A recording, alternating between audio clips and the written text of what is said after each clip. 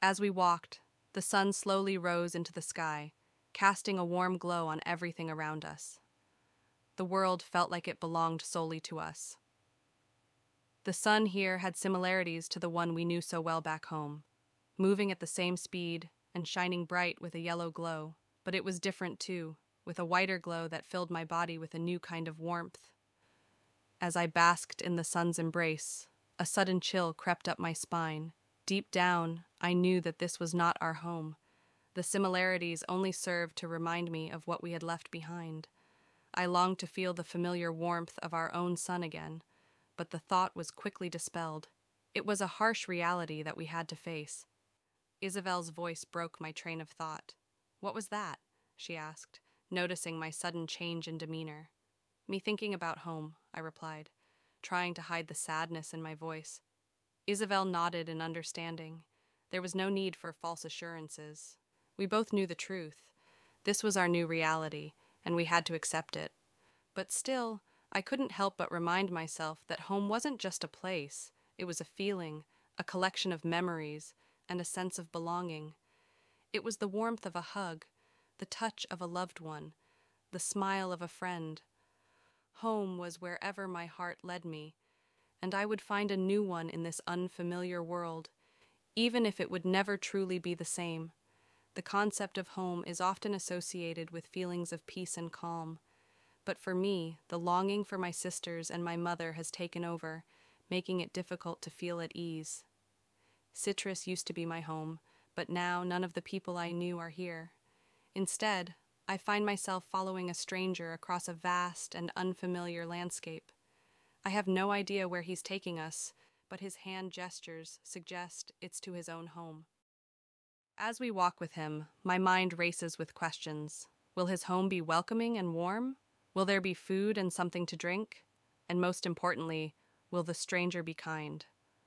The possibilities are endless. Maybe he belongs to a village and it is bustling with life, and we'll find ourselves surrounded by a community. Perhaps the owners of the tents we passed earlier are from the same place. And maybe, just maybe, Rosaline will be there too. Maybe someone has seen Rosaline. I am trusting Daner's word that Rosaline is here, on this world. Maybe Rosaline will be wherever it is that this man is taking us. It doesn't matter if I ever see Rosaline again. Our well-being doesn't require her, but yet my mind searches for any sort of resemblance to what life was, and she was a part of that life on Airus. I am indifferent to finding her, yet my mind still goes there, and I wonder what if? What if we run into her? What will we do? What will we say? And should I go along with whatever plan she is devising? Let's face it, she always has something being planned in her head, but here on this world, she isn't a princess or a queen. Rosaline and Newlin aren't anything but aliens on this world, just like me and Isabel. Despite my mixed feelings towards finding Rosaline, I can't help but feel a sense of anticipation as we follow this stranger. What will we find there? Will it become our new home, or will we continue our journey elsewhere? The unknown is daunting, but also exhilarating, and for now, I'm content to let my senses take in everything around me as we move forward. We have stopped, and his warm hand touches my shoulder to grasp my attention. I think he knows that my mind was somewhere else. When our eyes meet, he smiles, then intentionally shifts his eyes for me to follow his gaze, and I see it. As we trudge through the uneven terrain, my mind wanders to the warmth of a fire and a full belly. Again, his warm hand touches my shoulder, jolting me back to reality. Our eyes meet, and he flashes a reassuring smile before intentionally shifting his gaze. I follow it, and my heart skips a beat. "Isabel, do you see it?" I ask. Out of relief, she smiles. His home, I see it. Relief floods through me as I catch sight of it. His home, a cozy log cabin nestled just within the tree line. Isabel folds her hands together like in prayer, grateful for this moment of respite. She tilts her head down slightly and whispers, "Thank you." Although we don't share a common language, we've managed to communicate and survive together so far. The stranger knows we're grateful for his kindness. As we approach the cabin at a slow pace, his gray dog bounds across the field towards us, barking excitedly. I can already feel the warmth of the fire radiating from inside, and my stomach growls in anticipation of food. But most of all, I'm hoping that the stranger can help us acquire some warm clothes. The cold is unforgiving, and we're ill-equipped for the harsh conditions. Will he be able to spare us some?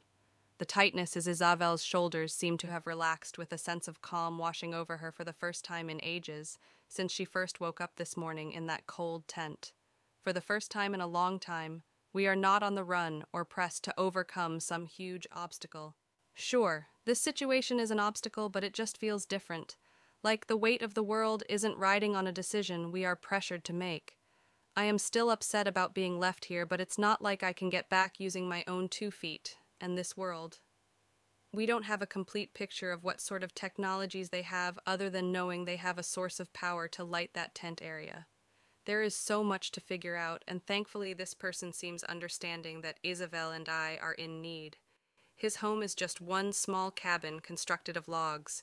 Surrounding it, there is a woven fence made of hundreds of thin, flexible branches that surround the cabin, and a garden within the fence. He also has a couple of animal skins spread out to dry beside the door, and a couple of fishing poles hung on the wall. He seems to be alone here, and I wonder why.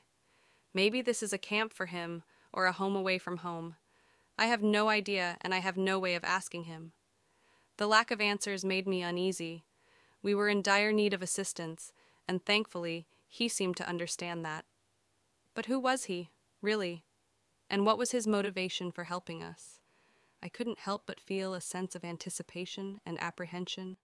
By the looks of the garden, it was clear that he had been here for some time. The vibrant flowers and verdant vegetables were a testament to the gardener's dedication. Perhaps this was their seasonal escape? We noticed the gray dog lounging on the porch, happily gnawing on a bone. The stretched-out skins nearby hinted at some recent hunting activity. Our new friend walked ahead and motioned for Us to follow him back inside. As we entered the small cabin, the warmth of the wood stove enveloped us like a cozy hug. It was a welcome relief. The space was clearly meant for one person, with a simple wooden table and chair taking up most of the room. A bookshelf lined the wall, filled with curious trinkets, scrolls, and well-worn books. Tools hung from hooks on the wall, waiting to be used. In the corner, a single bed beckoned us to rest. Despite its small size, the cabin felt like a welcoming refuge. It was a far cry from my childhood home near the North Shore, where I lived with my mother and sisters.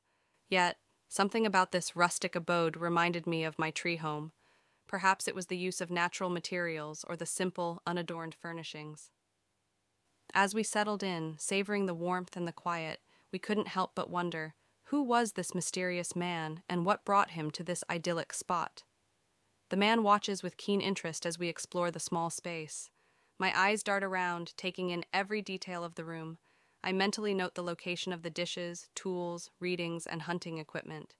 I spot fishing poles similar to the ones outside, and just like the ones I had back home. The art of fishing seems to be universal across worlds. I reach for one of the fishing poles and inspect it closely. It's a short rod with fine string and a way to wind in the line after casting. The man notices my interest and gestures to me without saying a word. I watch as he demonstrates how to cast the line and wind it back in. A small smile creeps onto Isabeli's dark lips as she watches. We have been slowly but surely figuring out the man's language, word by word, since we first met him. I know that it will take time, and I want to trust him more than anything. He's the only resource we have at the moment, and if he can open up his home to them and teach us, maybe we can get by. I wonder if we will ever find Rosaline, the reason we were brought here. Perhaps, once we figure out the language, we can talk to our host about what he has seen, and if he knows anything about the object that brought us here. There is still a sense of unease. I am in a strange place, on a strange world, and I don't know the dangers. But for now, we are safe in this small space, with the man who may be our only hope for survival.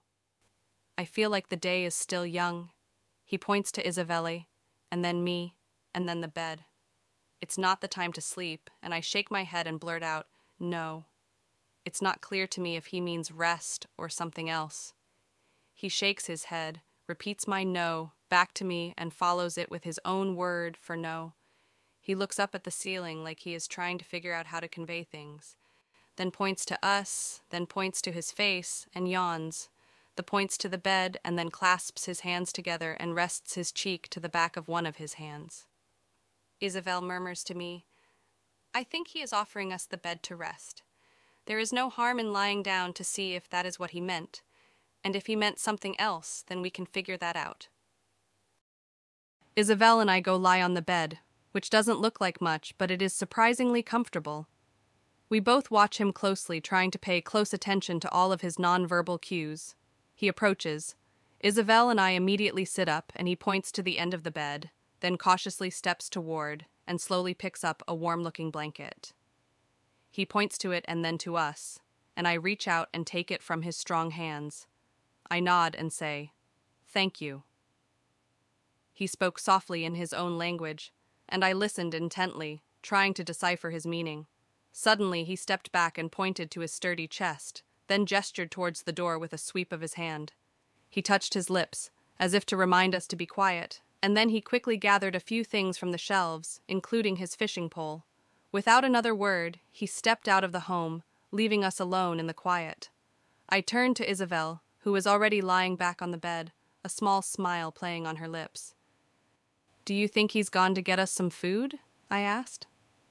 "That's what it seems like," she replied, her voice soft and laced with exhaustion.